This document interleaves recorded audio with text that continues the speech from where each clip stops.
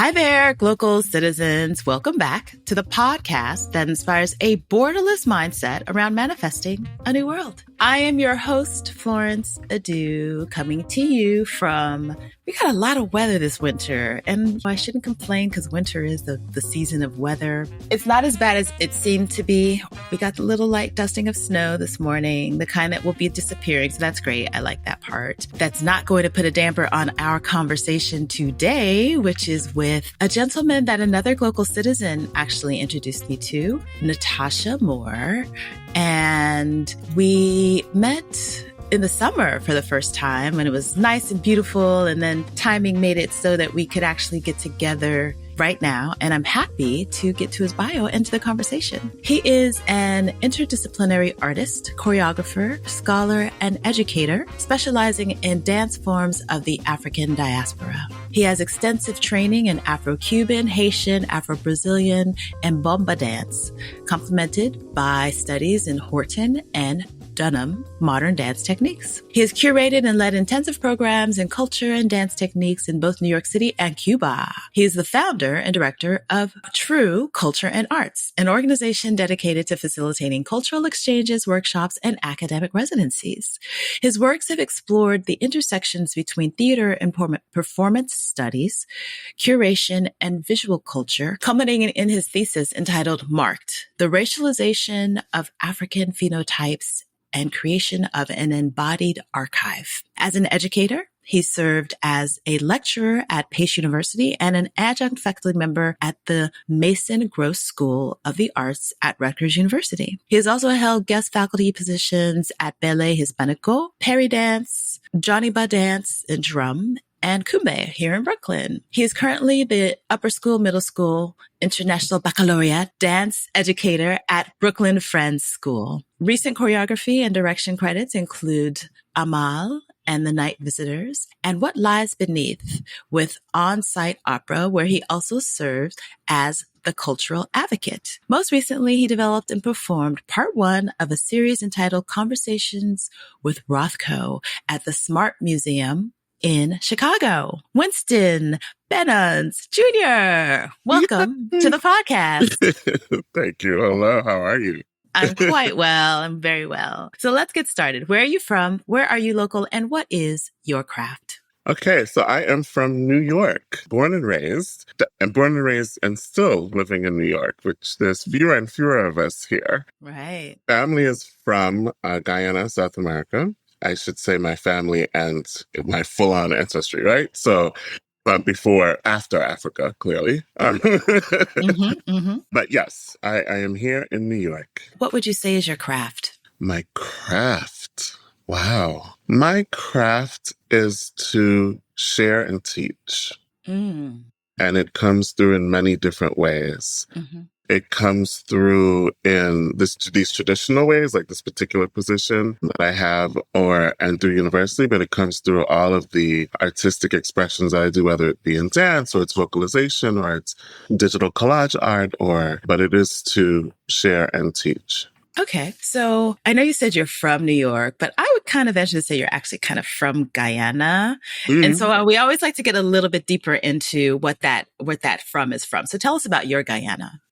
My Guyana. So my Guyana is funneled through my parents, right? And my parents actually grew up while it was still British Guyana. They were born in British Guyana and they immigrated to the United States maybe a year or two after they got independence. So their whole body of knowledge is coming from it while it was still a colony.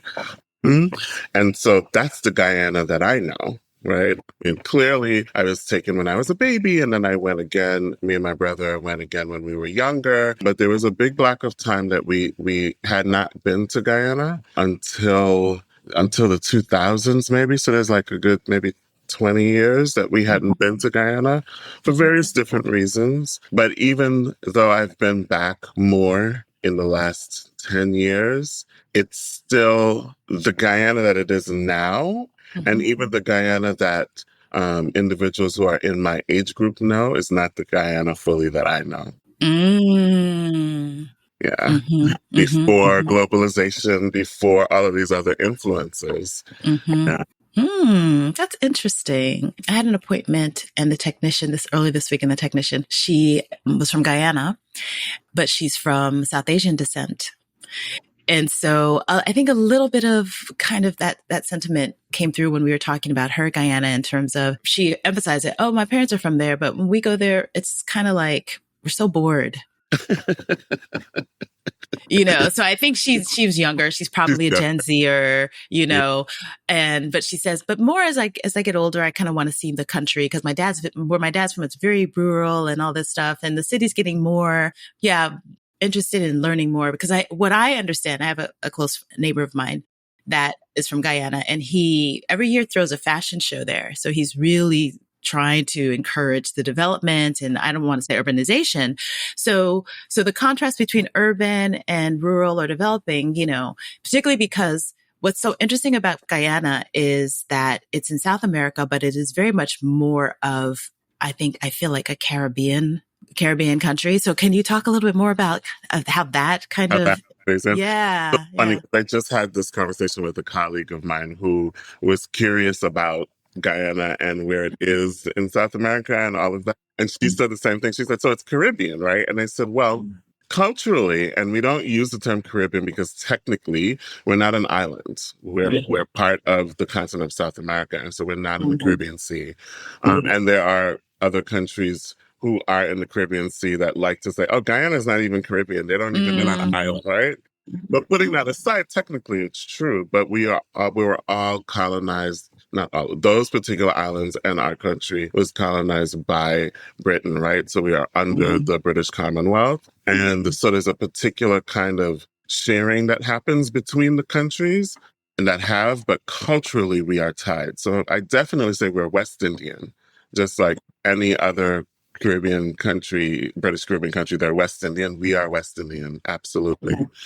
We are different in that because of where we were located, we have this really, really beautiful, unique mix that's part of the heritage, the cultural heritage of Guyana, and it was known as the country of five people, right? And so the five people are the native, the Amerindians, who were there before any European got there. And then you have the African population, you have the East Indian population, or they say, I'm so used to saying East Indian because that's what we always said, but I guess they say Asian now. Right? No, I think it's both. I think it's just both. Me because I have, exactly. Yeah. Uh-huh. We have that population. We have the Chinese population, which from my research is more of the Chinese that came to Guyana were more of the Cantonese. And we have the Portuguese also influenced, a lot of them came from the Madeira Islands. And so with them, they brought their culture and their ways of being. And that's reflected still, not as strongly, but still reflected through the food. We have different foods that come from those different cultural lines. Guyanese food. That's really lovely, yeah. Interesting. Okay. All right. So the show notes are going to be rich with a lot of background on Guyana. So we're excited about that. Okay. So you mentioned the New York, where you are. And so I also always like to ask why the where. So how did you come to be living, working, and playing where you are currently located? So I was born in Brooklyn. I went to elementary school in Brooklyn, and then my parents moved out to Long Island. So I did junior high and high school in Long Island. And it was a beautiful change at that time. But I also, as I started to get older, like higher teens, I realized that I needed to be in a place that had more active energy. It needed to be loud. It needed to be like just more active energy. And I click into artists and researchers and people like that who think in that way. So as a young adult, I moved to Harlem. And funny enough, I've never actually lived in central Harlem. I've always lived on the kind of Harlem, but on the outskirts. But I've always stepped into it. And I found that there. I found apartments where I was around younger, progressive, educated, artistic, interesting Black people across the ages. And it was very nice at that time because you had older Harlemites, right, who you would get a conversation with and they would share things about Harlem that was really great. Sure. And that's that really great energy. But then you had younger individuals who were like, I want to do this and that, and I want to create this, and with all of that kind of exuberance that comes with youth, right? And then the full range. And I found that in Harlem in a really beautiful way. And it also allowed me to be in the city and connected to the city because I'm also tapped into downtown. And, Right. I used to go to the house clubs all the time. But then I would also. Where are they now? I think it was Giuliani when he really changed the landscape of New York City. Clubs, he cracked down on a lot of places, and some of it was for good, right? Yeah. And Yeah. some of it, unfortunately, wasn't. And of the lifeblood of New York City. Yeah. I would also venture to say that Bloomberg also, I don't want to say gentrified, but he really, the entire city with all of his policies, a lot of the clubs were where the High Line is now. So the meatpacking district, like all those areas are now not what they were. So yeah, policy is what happened. Okay. So not to cut you. Yes. Yes, that's okay. But I also liked other parts of Manhattan, and living in Harlem allowed me to live in a neighborhood that I could be connected to and rooted in my Black African heritage, right? My Afro-diasporic heritage. But then also cross paths with individuals and experiences that's not part of that heritage, right? And with that and growing that way. And it made it easy to kind of travel. You jump in a cab and you're there, right? You jump in a cab, you're home. And so that was really lovely. And that's what's kept me in the city.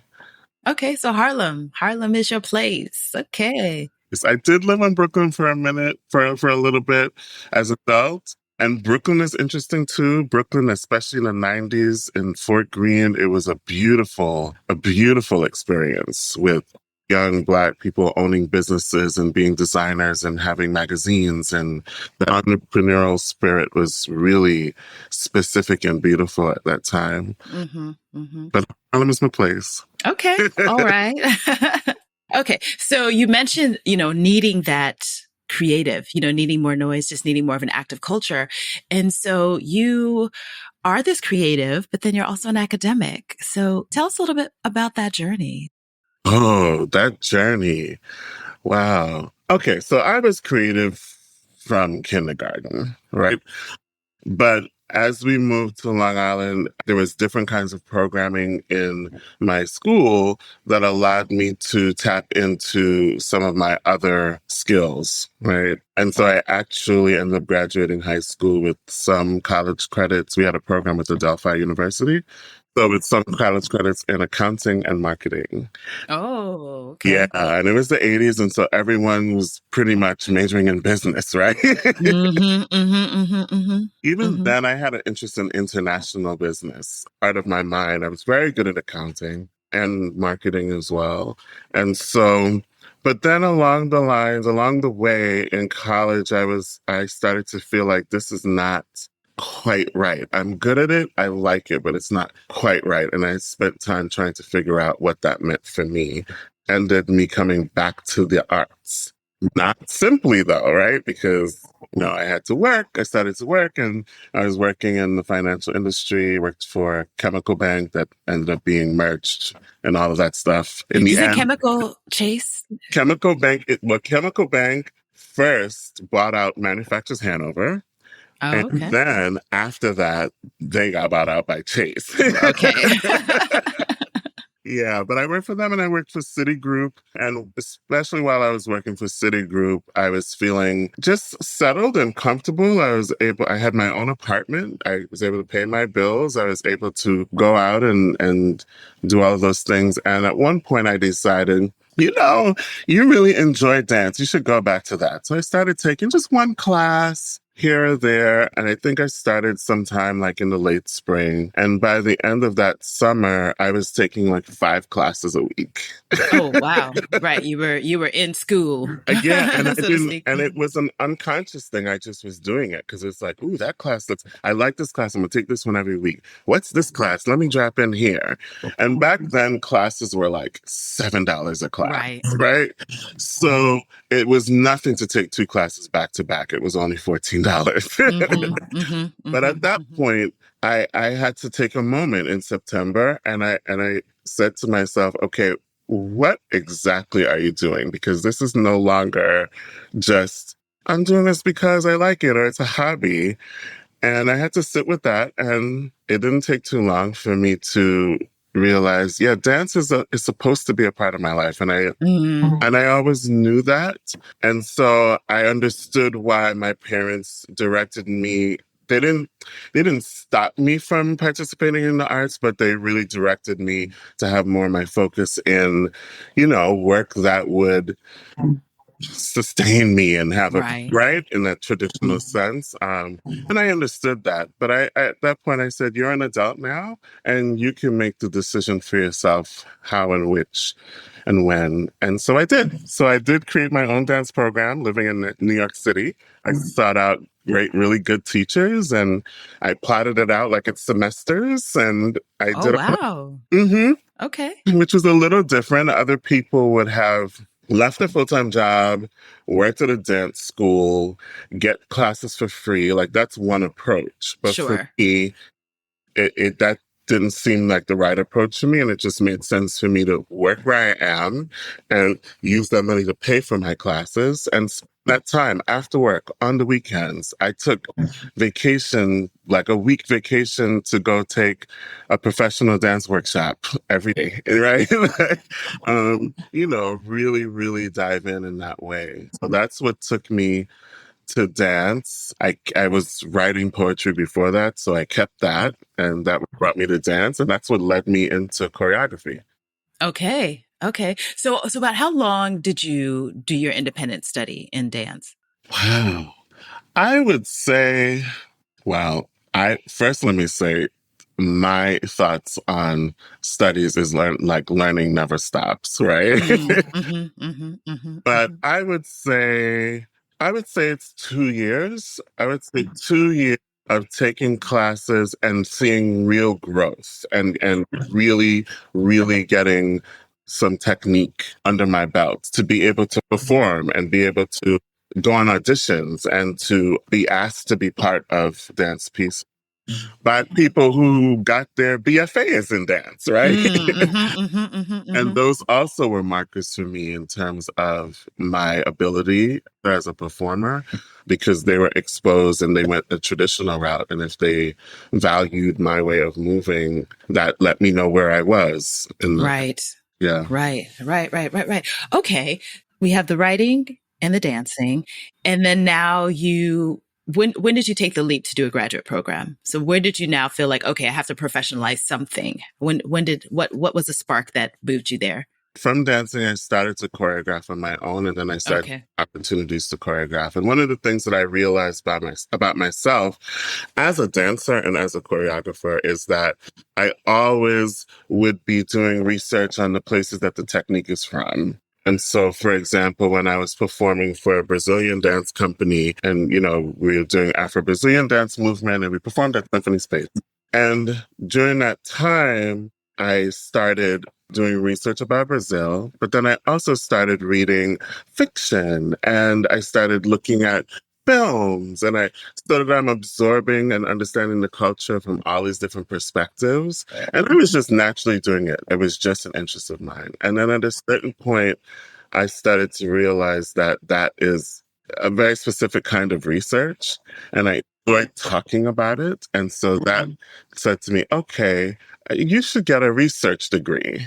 And at the time, I looked up to see, which the better degrees. And at the time, the PhDs were the only ones that really had major research element to it. Since then, there are master's degrees that are research degrees, which is what I got. That's what led me to that. And I pursued going to, I was looking at a program at UC Berkeley, and I applied the 1 year and I didn't get accepted, but I went and did a visit and I was encouraged to reapply. And based off of what I had submitted before. But then life started lifing and I was kind of taken off that path and for a good 10 years or so. Oh. Yeah. And then I pulled myself back onto the path. Wow. Okay. So I found it very curious what your thesis was. So marked the racialization of African phenotypes and creation of an embodied archive. So this is so it just feels so relevant. I mean, it will always be relevant. It's a timeless concept, but Right. Tell us about that journey. So I went with the intention of doing a thesis having to do with the semiotics that live within dance and movement and performance. That's what I intended to do. And then through different classes and different readings and having the moment too, because I did step away from working and I went full time. Oh, And okay. so Yes. Mm-hmm. having the moment to be fully immersed in, in the studies, I started to realize that for myself, I felt like before I could really talk about these symbols and these things that live in this performance, I have to talk about this major symbol that has all of these narratives attached to it, that a lot of which, or some of which, is not even written by us. It's just applied onto us, right? And that would be our phenotype, and that would be our features and the hue of our skin and all of those things. And what does that say? Like, what is being amplified about us as we walk through space before we speak, before anyone knows anything about us? When people look at our phenotype, what's the messaging that's in the back of their head? And so that's how that came up. Interesting. And so you took a step away. So you've left entirely this finance world that you were in, crunching numbers or doing whatever it was in finance. You took the time, got your master's, and then how do you now figure out the business of life? So what was your plan, and how did you then start landing in academia? Right. So let me layer in between the financial work and the grad school. Layered in between that is, my department got dissolved, as a number of departments did at that time. And we actually, because of the economic downturn, and I ended up leveraging those skills and working as a brand manager. So I'm pulling from marketing stuff that I know. And I did that for a little bit. But while I was doing that, even while I was working at Citigroup, I had started teaching. Right? Okay. Right? Okay. Got it. Started teaching. So, and the theme with me is like, I'm always in some intensive program. And there's always overlap, and it's not by design. I had definite moments in my life where I tried to just do the traditional route. Like, this path is already set up, just join in. And I tried, and it never works for me. And the only time it works is in these ways. So I've just accepted that's part of my path, right? Right. So I had these overlapping careers happening.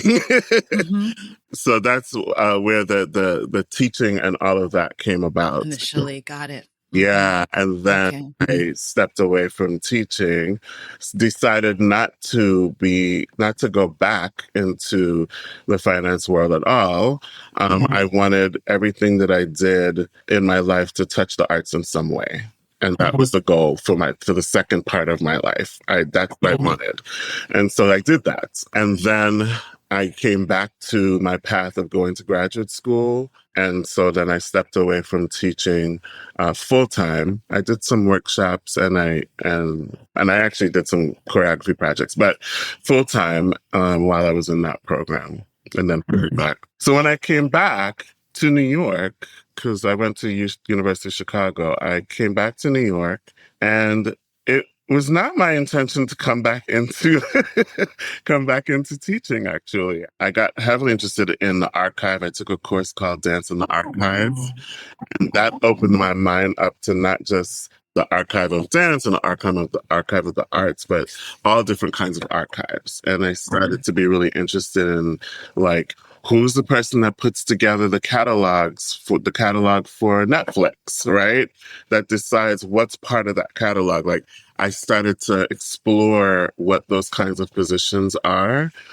And when I got back, I was interviewing and making connections and all of that. And then the position in the upper school opened up at the school that I left, which is Brooklyn Friends. Okay. Okay. Got it. I applied for it and I decided, this would be good because I'd be kind of creating my curriculum for the International Baccalaureate program. I'd be fully producing the annual main stage dance concert and all the other showcases. I'd be working with older students so I can pull in all of these kinds of thoughts and interdisciplinary thinking into my approach of teaching dance. And it's been really, really delightful.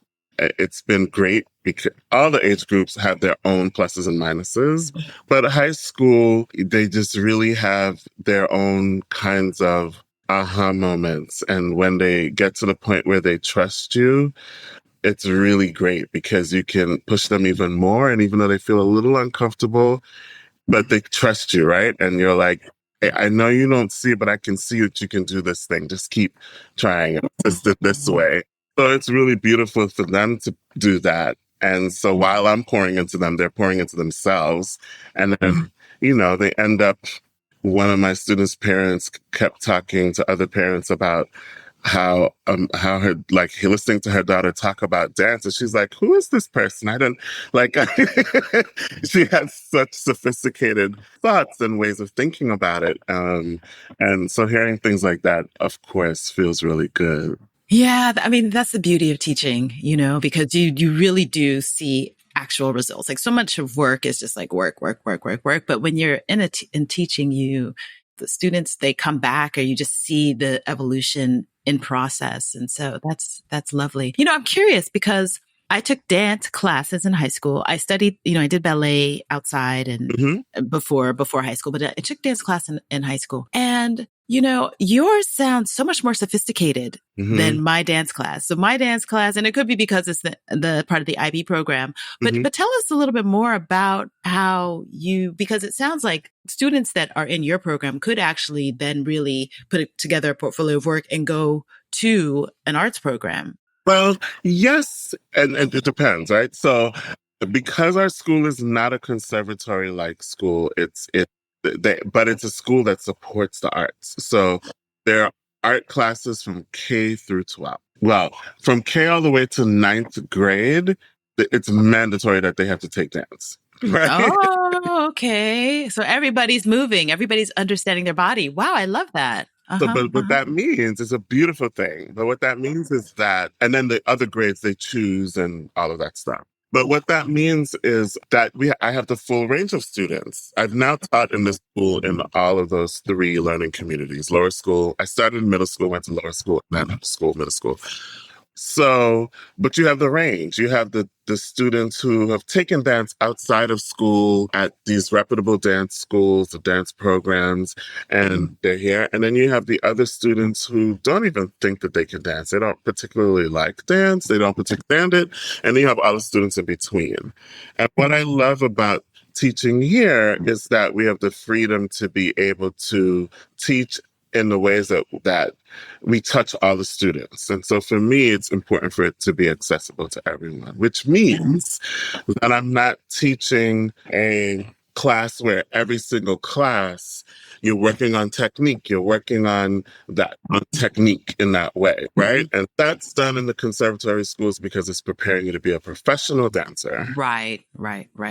Here, I have the freedom to have this interdisciplinary approach because in doing that, I get students who are not maybe as comfortable starting off moving their body, but I can spark them in all of these other different ways. So by the time we get to high school, like they're working on choreography, like learning how to choreograph, watching me, I'm modeling choreographing, they're learning about performance, but they're learning about history. They're learning about connections between dance and visual arts. They're learning about, I have a piece where I'm working with a science teacher and he is using the science formula to change the frequency of a color. into velocity and I take that into the dance steps. And so they're I like love that. conceptualization of pieces. And so it really touches those cerebral, really heady students that maybe don't move a lot, and that pulls them in, right? And then they're there and then they start moving and they get comfortable moving. Alongside, the student who's taken ballet for years, or the student who's taken tap or modern dance or even hip hop. Right. They're fully engaged as a full class with all of those different varying degrees of experience. Nice. I love that. So I want to ask you about Glocal speak. And this is a word, a phrase, or a saying that's a meaningful part of your local experience and how or why you come to value it as Glocal speak. I also want you to potentially put that in the context of some of your travels, because you've done quite a bit of traveling on this dance journey. So tell us what's your Glocal speak, and then let's talk about some of your international experience and exposure moving in the dance space. That's funny. As I'm thinking about that, as you said that, I thought I was thinking about Brazil. Because to date, I've been a number of places in South America, the Caribbean, Europe. I haven't been to the continent yet, although every time I try, it doesn't go through. So it's not my time yet, but I've been trying. It will come. It will come. But Brazil has been the first and only place so far to date that I went to Rio and I went to Salvador, Bahia, that I felt so spiritually, energetically, organically connected to, that I didn't even feel like my spirit came back to the US with me for it took 2 weeks. Right? Wow. Yeah. And not even Guyana, where my family is from. Wow. That's roots. Yeah. So there's roots. Yeah. So as you were explaining that was the first thing that popped into my head. If I had to pick a phrase, a word, I would say freedom, connectivity. Yeah. Okay. And it's meaningful because? It's meaningful because, well, this leads into my interest of the archive, right? The embodied archives. I have this interest in all of the information that our bodies hold, and not just minds, but our full bodies hold. And that's the way that we connect to our ancestors. It's the way that we connect to our future, the future generations. I feel like we are connected to each other in that particular timeline of life. And it may not be a linear timeline like we think it is, but it's in our body archive. And so that connectivity, for me, that word is linked to that. And there is freedom in that. There's freedom in being in and allowing yourself to explore and even think in that way. There's freedom in the living in that way. Yeah, definitely. So tell us about what took you to Brazil and how True Culture and Arts kind of came to be. Okay. Yeah. What took me to Brazil was the moment where I was thinking about getting a PhD. I wanted to be around individuals in academia, and there is an organization called ASWAD, Association for the Studies of Worldwide African Descent, that I found in my research. I became a member. They have conferences in different locations, and that particularly, and one year, I found them the year before. And one year they had their conference was in Rio de Janeiro in Brazil. And I had always wanted to go to Brazil. And I said to myself, I'm going. This is how I'm going. And so I did. So I went, not knowing anyone, not being affiliated with any university or college, not even thinking that was strange, right? I'm not strange. I'm just different. There. Right. not realizing that was different, not the ordinary way. But so I got there, and from the terminal, started speaking with individuals. They started talking to me, and I ended up actually befriending and having lots of conversations with professors, not other grad students. And it just kind of happened that way, which is thing. But that's how I got to Brazil. And then I spent extra time there. So went to the conference, went to all of the cultural trips that they designed, one of which took us to Bahia for a number of days and went there, but then did my own exploration while I was in those places, those cities. That's what took me to Brazil. And yeah. And then a new story began to some extent. I'm imagining. Yeah. So tell us about True. How that this is now you being, I want to say, an official entrepreneur, I guess, or yeah. So tell us about that. Yeah, I mean, I had a dance company. I don't even want to say have. It's not traditional in the, we do performances every year, or it's more project based. And sometimes years go by before I do something with that company. But that company is called the Ground Provision Movement. So I have done things like that where I've been kind of entrepreneurial in that way, but Taru is my way of bringing that knowledge and that experience in not only teaching in K through 12, but teaching in university level, undergraduate programs, and also community classes. Teaching community classes. So bringing all of that teaching and all of that research and creating opportunities to connect in that way and be that bridge. So that's another thing I feel like there's so much information in academia and it has its own language and it has its own modes of distribution that a lot of individuals in the community don't even know is happening. And if it's happening, they don't fully understand the language.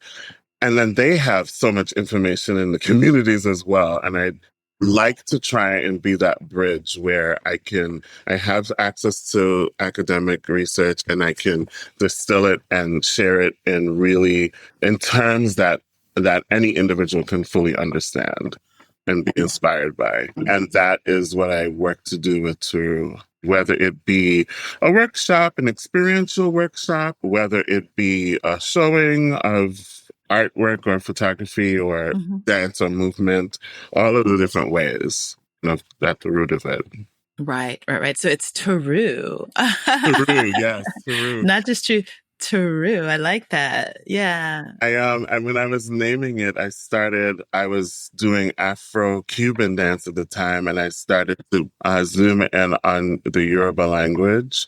And I cannot find the source anymore. I don't know. I've been trying, but at the time I found a source that said the word ru, R-U, depending on which way the accent goes over the U, means something different. And this particular way, ru meant to stir up. Loved that was within the word true. So I was like, so I'm stirring up truth. I'm stirring up, right? Nice. Yeah. So I can't find the source anymore. Okay. Well, maybe one of our listeners might pique their ears. Yeah. But either which way, I thought about changing it because I like to make sure that it's correct. But then I said to myself, maybe that was what it was supposed to be for me. And even if it isn't specifically the way it is in the Yoruba language, it still means what it means for me to stir up, right? Yeah. Okay. So the biggest question though, when you do these entrepreneurial things, particularly in the arts, is sustainability. So how have you addressed it? How do you address it? What do you see as your means, your way? What is that story like for you? I have not done the 501c3 nonprofit route. I just don't think that works for me. I'm not sure it fully works for most people right? Yeah, because it's challenging. Yeah. It's very challenging, and you become very dependent on the grants and the things that you can get. You have access to it, and you have access to applying for it, but that doesn't mean you're going to get them. So I work and I fund it myself, and then, and really work on developing relationships to help kind of balance any kind of cost where that's concerned, and creating programs that at the very least they will pay for themselves, right? A community, if it's a family, if it's a dance cultural experience for a family, parents and children, that it's kind of discounted price, but I'm looking at, here we go into the budgets and stuff, right? But I'm looking at, per family, what that cost is, what's my cost for, drummers and all the different aspects. And at the very least, I like it to at least even out. And I will, of course, invest in my own program. So I work at Brooklyn Friends. I use some of the money from my salary to support those things. Yeah. So that's the way I've been going until someone decides that, you know what? We're going to endow your program. Right. Maybe that's a reason to get to the continent. That is a reason to get. Maybe it's there. There. Interesting. Which, makes perfect sense. And we have to figure out where our impact is driven from. So, kudos to you for deciding this is how I'm going to do it. And let's see how it works out. And it's still early days, in terms of. And we all have different roles. We're supposed to have roles. I support nonprofits. I've donated to nonprofits, right? I support that fully. But we all have different roles. Yeah. I mean, it's a whole different administrative structure. And so, yeah, I absolutely understand that. And so that's a segue into my mindset hack. How do you hack your mindset? What do you do? Is there a practice? Is there something that you do that just kind of flips the switch? What is your mindset hack? Solitude. I have to have that. And even if I am at a moment where I don't, I ignore the need for it, my mind and my body takes it anyway, right? So I've learned that I need to schedule that and to, when I feel it, that I need it, to take it, right? Yeah, that's how I have the moment to be able to reflect and shift and recalibrate and all of those things. It is definite solitude. And I was about to say silence. That's what when you said solitude, I felt like quiet exclusion or seclusion. Quiet seclusion. Yeah. Which is why, actually, I was not one of the people that was affected in that way by COVID.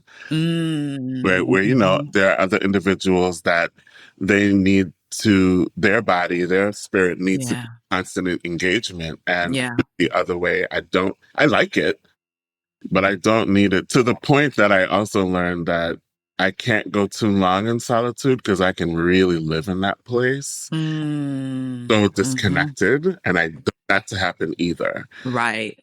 So I did learn that too during that. Yeah.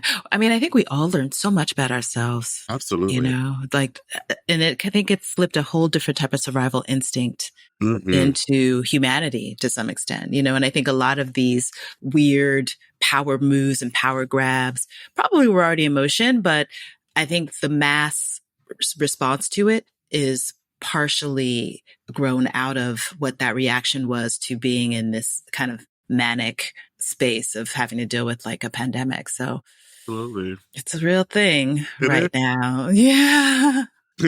Yeah. So I want to ask what's new and next, and kind of in the light of, your most recent productions and choreography and performances. What's new and next for you? What's new and next right now is not that I know of. Everything is out there in the universe, right? Yeah. Not that I know of yet. But what's new and next for me now is I have been two things. I've been doing research, writing for a piece that is slated to be published. And it's on dance company's performance at Whiteman Davis Dance. They got funding to be able to set these kind of performance installations in antebellum spaces. And so I'm writing about that their performance, their work, and how it resonates to me, and what are the things that I see within it. So that's been really, really interesting and connects into the whole thing of embodied memories and archive myself. So that's exciting. And then I have a visual art practice. I do collage, digital photography work. I'm at the point now where I am printing and looking at what pieces are right and how I want to showcase them, right? So submit them to be seen and to be part of exhibitions and things like that. So Okay. All right. So you're getting your hands in the tactile space, in the writing, and in the, I don't want to say, what would you call that? Digital collage? Yes. Is it more, I mean, I guess it's tactile because you're printing and then you're putting it together. So you're still using your, yeah. But not collage in the way that we cut out and paste, but all on a device. Right. So it's all technical. It's all Using technical. yeah. But my movement is reflected in everything, even in when I write. Like my precept in grad school actually said to me, she was like, "Did you purposely put that rhythm? There's like a rhythm to your writing." Yeah. Right? Yeah. So Yeah. it comes up, and there's lots of movement and in my digital collage work as well. Wow, that's beautiful. That's so, I mean, every creative, it just always floors me to understand the process and the things, how you have brought humanity in its form into the expression that it is. Yes. Wow. Lovely, lovely, lovely. Okay. So let's talk about the Winston that is not teaching and dancing and all those things. We kind of want to know, who are you when you're not working? So are you a reader, a watcher, or a listener? And what are some of your favorite reads, watches, or listens? Or what else do you do in your leisure time? All three, but more intense in different things at different points in my life. So, so if we talk about the Winston right now. Yes. The Winston right now has been watching more, a number of independent programming on Netflix or Hulu, some of them by Black creatives. Barry Jenkins just jumped into my head, who did Moonlight, but I saw Moonlight and it made me want to dive into his earlier work and his short films, find out about, and then from doing that, I noticed this kind of consistency in the usage of light in this really beautiful way. And then found out that he very early on kind of partnered with this team of individuals who work on lighting and all of that. So that's where his aesthetic comes from. He did it and built that thing. And I love that. So yeah, but no, now that you say that, I mean, as soon as you said, I'm like, oh yeah, that movie the lighting was like phenomenal. It was a character. Yes. And it was one of those times I saw it in the theater and I was having all these multiple conversations in my head because you're just the viewer, going on the ride of the story. But then B, I'm looking at all of I'm looking at the text and how that dialogue is happening. Then I'm looking at the actors but then I'm looking at the lighting. I just do all of that. But in the moment where I was having the conversation with myself about the lighting, I was like, wow, everyone is beautifully lit. And we have a range of Blackness in that film. Yeah. Everyone in that range is beautifully lit, right? Their skin is just luminous and natural and beautiful. And it just really jumped out at me because we don't always see that in that way. Right. So that's why I was like, I gotta understand why this is so different. Like, why? Yeah.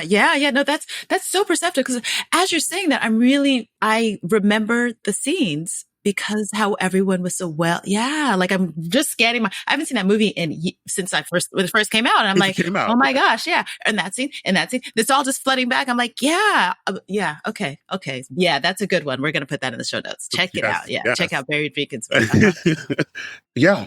That's where I'll say I've been watching more and live performance as well. Some theater musicians. I want to go. Diane Reeves is singing at Jazz Center, and I want to go see her and sit within her vibrations, her vocal vibrations, and so yeah, that's Winston now. All right. I love it. I like it. Well, this has been so awesome. Thank you so much for taking time out of your busy school schedule. I knew there's a bell going to ring and some kids are going to come in any minute now. Stand that bell. It's like, what's happening today? I don't get why. We don't have a bell normally. So I'm like, what's happening? I get it. Yeah, that's the kind of school. It's a silent space. But yeah, I wish the weather it wasn't as bad. Otherwise, I would have loved to have, seen you in person and seen the space. Yeah. But we'll have to do it another time. We will. Indeed. So do you have any last thoughts that you'd like to share with our listeners before we say goodbye? Last thoughts. I'll say the thing that I say when I'm asked to speak in front of students, and I'll say the last thing I usually say is to nurture all of the things that you love and all of the things that you're good at. And some of the things that you love, you're not good at, and some of the things you're good at, you don't necessarily love, but they're all part of what you need. Mm-hmm. Mm-hmm. And so I really follow that for myself, and I share that also, because we don't always realize that, this thing that we're good at, we just kind of take it for granted, and we don't realize that it's a gift. And not everyone can do it. Yeah, that part. Yeah. There's a reason why you have that. But either which way, you have to work on it and add it and refine it. So, and that's so important for young people. Yes. And older people, right? Yes, that's true. We go through our phases where we forget. We have many other things to think about, especially now, right? But, definitely we want to hold on to those things and hold on to ourselves. Okay, I love that. All right, Glocal citizens, this has been another episode of the podcast. You can catch us Tuesdays with new episodes at glocalcitizenspod.com or wherever you get your podcast. Please like, share, subscribe, leave us a review. You know what? I'm going to say that I don't think we got 100 reviews, but we have had a lot more listeners. So I can say that even if you're not reviewing, people are getting the word out. So thank you for those who did in 2024 get us more visibility and continue to share and like. And until next time, bye for now.